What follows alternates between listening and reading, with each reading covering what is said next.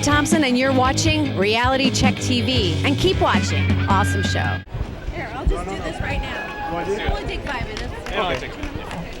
Hi. All right. First annual Silicon Valley Con, and I'm very happy right now because I have a confession to make. I used to have a crush on this beautiful lady when I was in my younger days, but then again, who didn't? The very beautiful Lea Thompson. How you doing?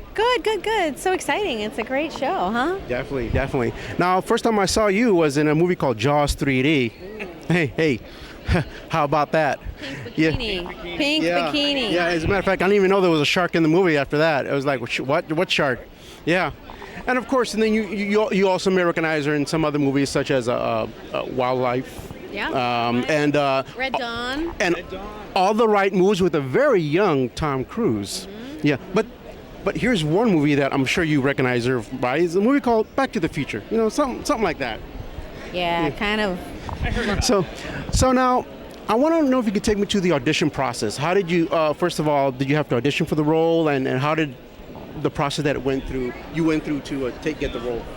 I was doing another movie called The Wildlife, and so they saw me on that because they were looking at Eric Stoltz, who was later hired and then fired from Back to the Future. Uh-oh. So then I just auditioned a bunch of times, and I really understood it. And I remember the screen test really vividly because Steven Spielberg was working the camera. It looked a little bit like that one. There you go.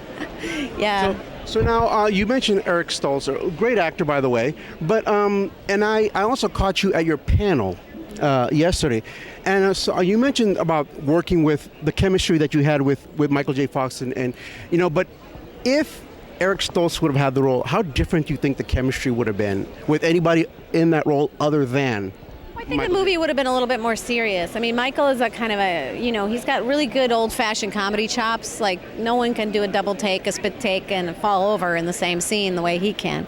And he's just, he was just the perfect guy for the part. He really worked hard on the physical comedy. I don't think that Eric Stoltz understood that at all. You know, he was just a much more serious actor, so it would have been more serious. Great guy, by the way, great actor, no doubt about it. Great director, too, now.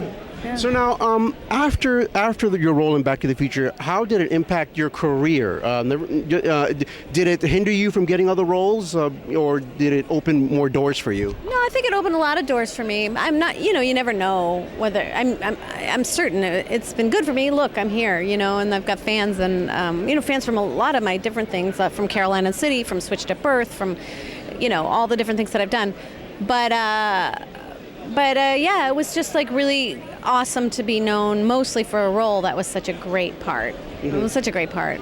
And I also want to talk a little bit about Dancing with the Stars. Now, what was that? What was that like going through that? I was just talking to Steve Wozniak about, we were just like trading stories about Dancing with the Stars. Now, I never thought those three things would be in the same conversation, but they were. And yeah, it was crazy. It's crazy. I'm glad I did it because I got really skinny. I didn't know I could get really skinny. I'm now not anymore, but it takes a lot of courage, and it's really confrontive, to face all that. Yeah. But anyway, it was fun. Now, for anybody out there who wants to follow you as far as any appearances you're making or anything you're doing, you have a website or anything? Let me see that. Bam. Oh, your Twitter? Instagram. And what about a website where people No can website. No, I'm just doing Twitter and Instagram, okay, and Facebook. There you go. And did you get that? Make sure you got that. You got that right. Anyways, you know what? Okay, I have one quick question. All right. So my question to you would be, as a fabulously successful actress, do you find it harder now as you get a little bit older? And I think a lot of women do. Find it hard to find good parts? Yeah. Is it harder to find good parts as you get older? I think, yeah. I mean, I think once an actress is over like 35, maybe, it gets really hard. Well, you just look at the numbers. For every part, for every male part, there's like 14 girl parts. For every 100 male parts. It's like that bad.